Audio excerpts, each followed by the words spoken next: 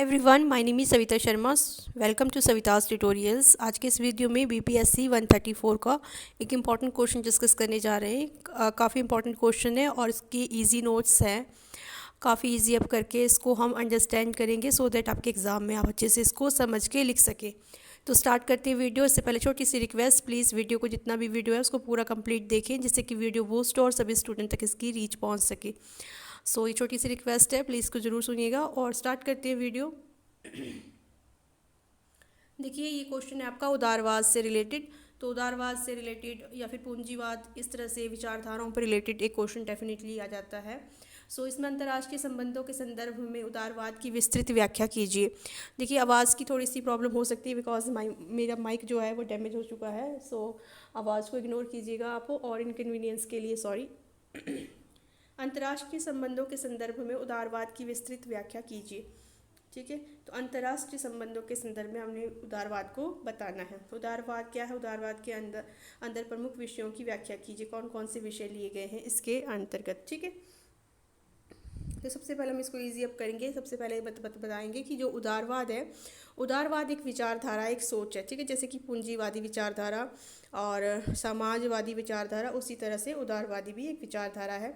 और जो उदारवाद के मूलभूत सिद्धांत इसके जो है वो है स्वतंत्रता।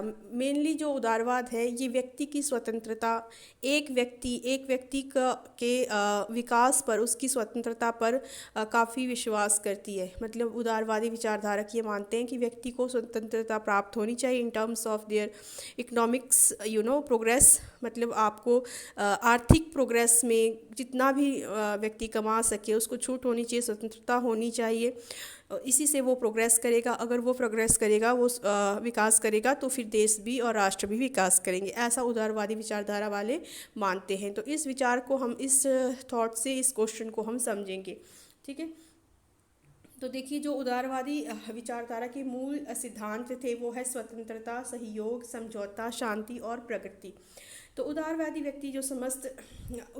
व्यक्ति को, देखिए ये चीज़ हाईलाइट करनी है, व्यक्ति को समस्त कार्यकलापों का केंद्र बिंदु मानते हैं। मतलब एक व्यक्ति को, ठीक है, ना कि समाज को, राज्य को, सोसाइटी को, ये नहीं, व्यक्ति को समस्त कार्यकलापों का केंद्र बिंदु मानते हैं। तथा समस्त प्रगति को व्यक्ति के हितों के संदर्भ में मानते हैं। प्रगति, अगर प्रोग्रेस देखी जाए तो इन टर्म्स ऑफ व्यक्ति, अगर व्यक्ति प्रोग्रेस कर रहा है तभी समाज प्रोग्रेस कर रहा है, ऐसा वो मानते हैं उदारवादी विचारक। ठीक है, तो उदारवादी मानते हैं कि व्यक्ति के हित तथा समाज की प्रगति एक दूसरे के साथ जुड़ी हुई है। अब देखिए, ये नहीं है कि व्यक्ति के हित को समझते हैं, मानते हैं, तो इसका मतलब ये नहीं है कि उदारवादी सिर्फ व्यक्ति के हित को ही समझते हैं। व्यक्ति और जो है समाज, दोनों के हित को आपस में समझते हैं। ठीक है, समाज की प्रति एक दूसरे के साथ जुड़ी हुई है। एक दूसरे के साथ मिलकर ही जो है देश या फिर राष्ट्र प्रगति कर सकता है। मेनली मैंने आपको शुरू में ही बता दिया है कि उदारवादी विचारधारा वाले व्यक्ति को ज़्यादा आधार मानते हैं प्रगति का। मतलब व्यक्ति की स्वतंत्रता पर उनका पूरा का पूरा विचारधारा केंद्रित है। बट इसका ये अर्थ नहीं है कि वो राष्ट्र को इग्नोर करते हैं। ये चीज़ें भी हमने इसमें इंक्लूड करनी है। ठीक है,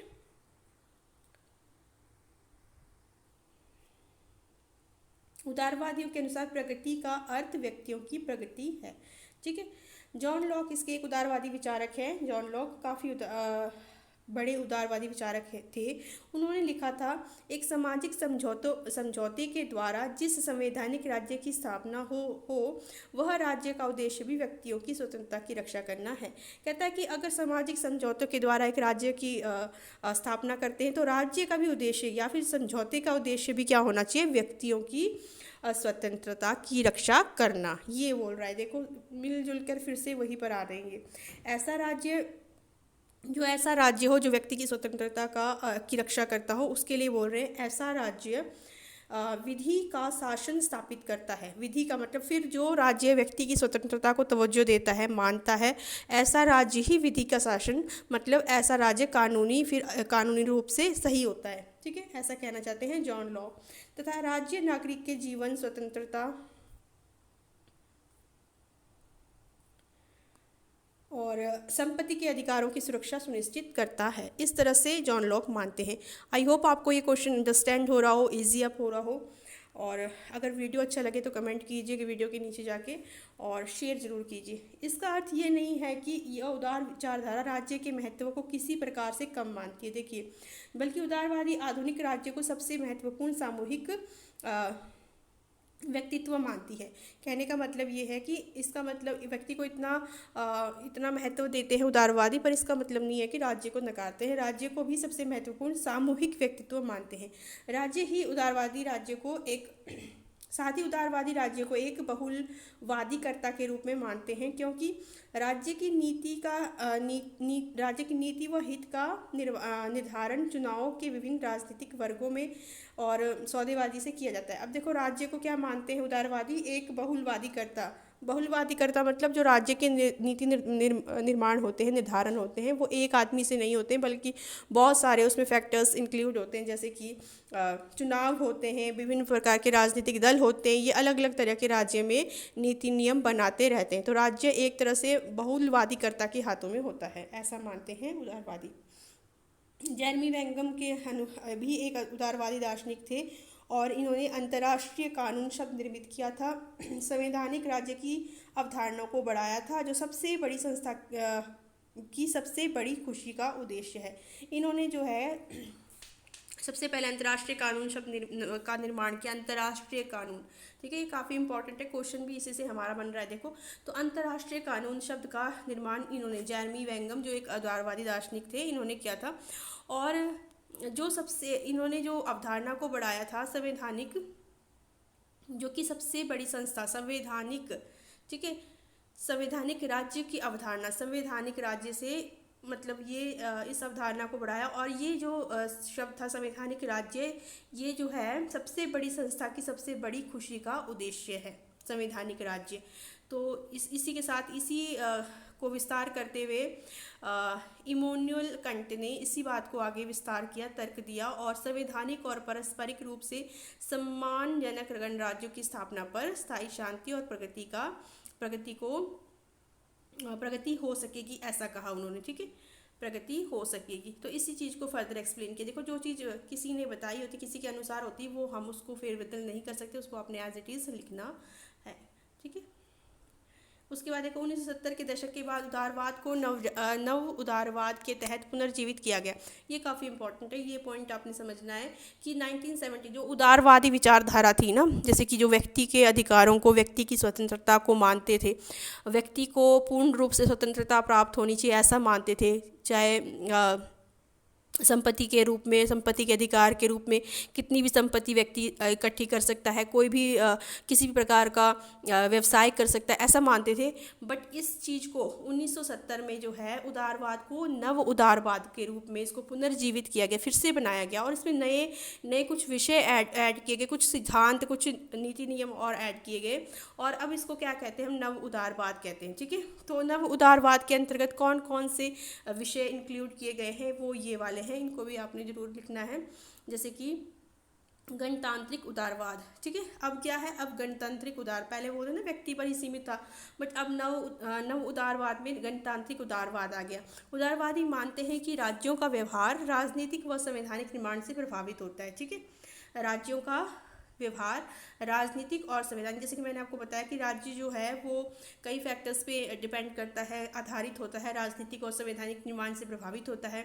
अधिनायकवादी राजतंत्र को उदारवादी, आक्रामक और सैन्यवादी के रूप में देखते हैं।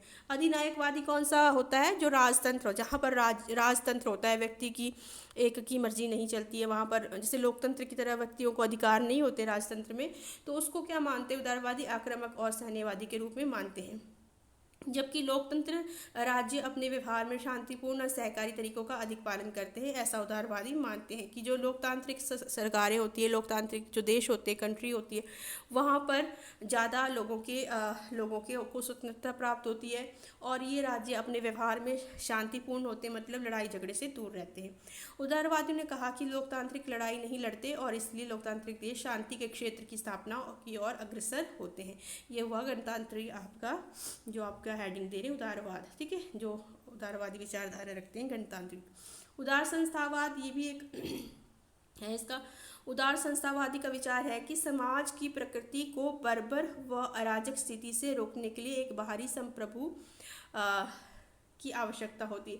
अब जो ये वाले उदार संस्थावादी विचारधारा वाले हैं वो मानते हैं कि समाज को प्रकृति और अराजक स्थितियों से बचाने के लिए एक बाहरी संप्रभु की आवश्यकता है, एक बाहरी हस्तक्षेप की आवश्यकता है। और इसी तरह अंतर्राष्ट्रीय व्यवस्था भी अराजक हो सकती है और इसे कानून के शासन की स्थापना के लिए अंतर्राष्ट्रीय, इसीलिए बोलते हैं क्या होना चाहिए, एक अंतर्राष्ट्रीय शासन की स्थापना की जानी अनिवार्य है, ऐसा मानते हैं। मतलब किसी भी तरह की अराजकता को रोकने के लिए, चाहे वो राष्ट्रीय हो या फिर अंतर्राष्ट्रीय लेवल पे हो, किसी एक बड़ी संस्था की आवश्यकता ये लोग मानते हैं। ठीक है, इसी के अंतर्गत जो है अंतर्राष्ट्रीय संगठन सामूहिक सुरक्षा और अंतर्राष्ट्रीय कानून पर आधारित होगा। इसी पर जो है राष्ट्र संघ जो है एक, आपको पता है, एक अंतर्राष्ट्रीय संस्था है। संयुक्त राष्ट्र अब वैश्विक राजनीति को नियंत्रित करता है।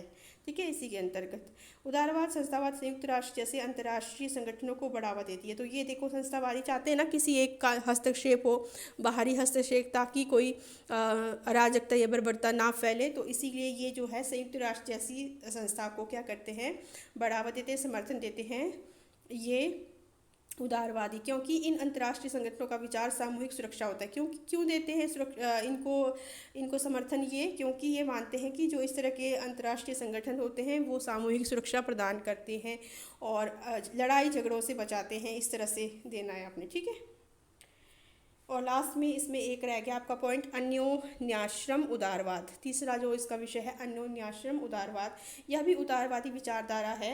ये भी एक विचारधारा है जो कि मुक्त व्यापार पर बल देता है, पारस्परिक रूप से उत्पादक आर्थिक संबंधी पर जोर देता है। मुक्त व्यापार आपको पता है, जैसे कि कोई भी व्यक्ति कितना भी व्यापार कर सकता है, कोई उसमें किसी को रोक टोक नहीं है, कोई लिमिटेशंस नहीं है, करोड़ों का अरबों का कितना भी व्यापार कर सकता है, कहीं भी जा सकता है। ठीक है, तो इस पर ये लोग जो है विशेष रूप से अन्योन्याश्रम उदारवादी जो है इस पर जोर देते हैं। मुक्त व्यापार प्रत्येक देश को उन वस्तुओं और सेवाओं को विकसित करने की अनुमति देता है जिससे उन्हें अन्य देशों से तुलनात्मक लाभ होता है। तो ये मुक्त व्यवहार आपको यहाँ पर एक्सप्लेन करके दिया गया है, इस तरह से आपने लिखना है। और लास्ट में आप इसमें निष्कर्ष जरूर दें जिससे कि आपका पूरा कंक्लूजन लास्ट में निकल के आए। निष्कर्ष में आप कह सकते हैं कि उदारवादी व्यक्ति की स्वतंत्रता हित पर विश्वास करते हैं, परंतु साथ ही राष्ट्र के हितों नीतियों को भी समर्थन करते हैं। वे चाहते हैं कि सभी राष्ट्रों के बीच सामंजस्य स्थापित हो, पारस्परिक निर्भरता, ऐच्छिक सहयोग, खुली बातचीत को अंतर्राष्ट्रीय व्यवस्था के आधार मानते हैं उदारवादी। ठीक है, आई होप ये क्वेश्चन आपको क्लियर हुआ हो। और भी क्वेश्चंस के लिए प्लीज़ सब्सक्राइब ज़रूर कीजिए, शेयर कीजिए और कमेंट कीजिए। Thank you.